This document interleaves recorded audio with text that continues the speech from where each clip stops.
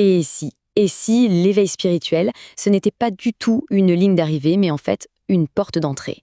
C'est une idée assez puissante qu'on va explorer ensemble. L'éveil, non pas comme une fin, mais comme le véritable point de départ d'une vie nouvelle, une vie guidée par un but. C'est une question qui, en fait, change tout. Ça vient complètement bousculer la perception habituelle qu'on peut avoir de l'éveil, vu comme une sorte d'accomplissement final. L'idée, ici, c'est que ce moment de clarté, ce n'est pas la fin du chemin. Pas du tout, c'est plutôt l'initiation à quelque chose de bien plus vaste, de bien plus incarné. Alors voilà, le premier point à vraiment saisir, c'est ça. L'éveil, ce n'est qu'un début. Souvent, il arrive après un très très long chemin. On parle d'années de recherche, de lecture, de méditation, un vrai parcours du combattant, si on veut, à travers le feu des illusions. Et puis un jour, comme ça, sans crier gare, paf, tout bascule. Et là, le changement, il est radical. Cette espèce de quête urgente, presque fébrile, cette recherche de réponse à l'extérieur, eh bien tout ça, ça s'apaise. C'est remplacé par un silence intérieur, une présence, une vérité qui n'a même plus besoin de mots, parce qu'elle se ressent au plus profond de soi. Cette métaphore, elle est incroyablement puissante. L'éveil spirituel est une traversée. Il brûle ce que l'on pensait être jusqu'à, ne laisser que l'essentiel. On comprend tout de suite que ce n'est pas une destination confortable où l'on s'installe tranquillement, non. C'est une initiation, une porte qui s'ouvre sur le véritable travail à accomplir. Mais voilà, une fois cette porte franchie, un nouveau défi apparaît. Et celui-là, il est peut-être le plus subtil de tous. On l'appelle le piège de la lumière. C'est quoi? C'est la tentation de s'accrocher à cette nouvelle identité, celle de la personne éveillée, de rester tellement fasciné par la lumière qu'on en oublie l'essentiel, c'est-à-dire de vivre. Et c'est précisément là qu'un choix crucial se présente. D'un côté, il y a la tentation, rester dans un état contemplatif, un peu en retrait du monde, à flotter.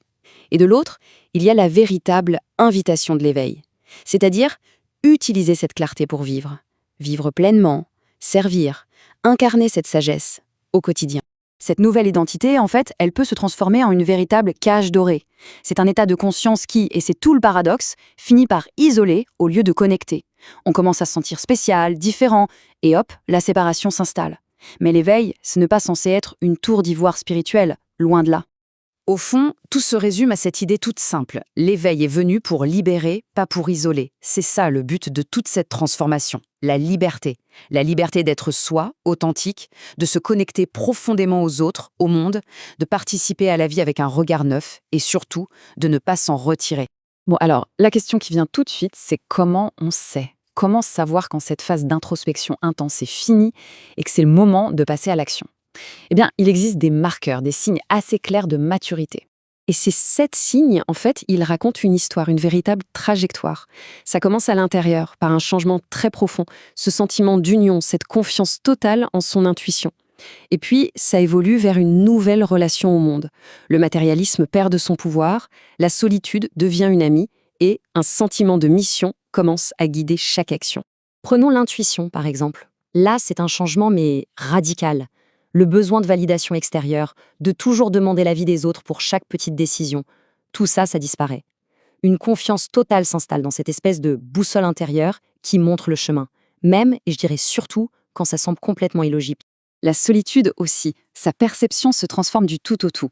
Ce qui avant était peut-être un vide à fuir, une angoisse, devient un espace sacré, un lieu de ressourcement. C'est dans ce silence-là que la force et la clarté peuvent enfin émerger. C'est là que l'alignement se fait et qu'on se prépare à rencontrer le monde d'une façon beaucoup plus juste. Et cette maturité, elle nous amène à une des transformations les plus profondes de tout le parcours. C'est un processus qu'on pourrait qualifier de quasi alchimique. C'est le moment où les luttes du passé, les blessures, cessent d'être des faiblesses. Elles deviennent au contraire les plus grandes forces pour la suite. La souffrance, par exemple, elle n'est plus en poids mort. Elle est littéralement alchimisée, transformée en sagesse profonde, en compassion authentique. La douleur ne sépare plus du monde, elle devient un pont vers les autres. C'est la même chose pour la solitude. Ce qui pouvait être perçu comme un vide angoissant se révèle être une source pure de clarté. C'est là, dans ce calme, que la guidance intérieure devient limpide. C'est un espace vital pour se ressourcer avant de retourner dans le monde. Et puis, il y a peut-être le plus important, l'intégration de l'ombre.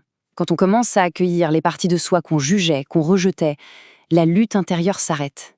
Et toute cette énergie, qui était gaspillée à se combattre soi-même, eh bien les libérer. C'est le début d'une intégrité inébranlable. Et ça nous mène à cette phrase magnifique: on ne devient pas plus fort malgré ses blessures, on devient plus fort grâce à elles. Voilà. Cette idée, c'est le cœur même de la transformation. Les épreuves ne sont plus des faiblesses qu'il faut cacher, mais la source même de notre force et de notre authenticité. Alors, tout ce parcours, toute cette alchimie intérieure, ça nous amène à la question essentielle. Et maintenant, qu'est-ce qu'on fait de tout ça, de cette transformation, de cette force nouvelle? C'est précisément là que commence ce qu'on pourrait appeler la mission de l'âme. Le premier constat, il est simple, mais il est puissant. C'est fini. La phase de recherche frénétique à l'extérieur est terminée.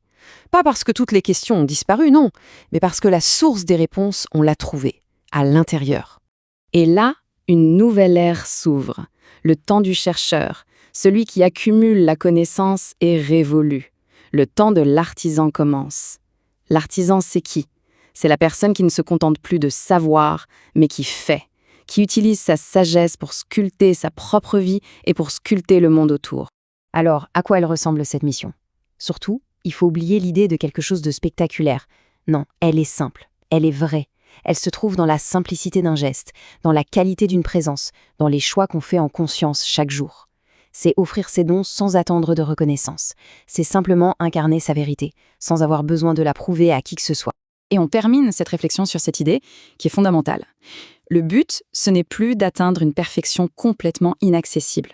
Le but, c'est de vivre une authenticité qui vibre.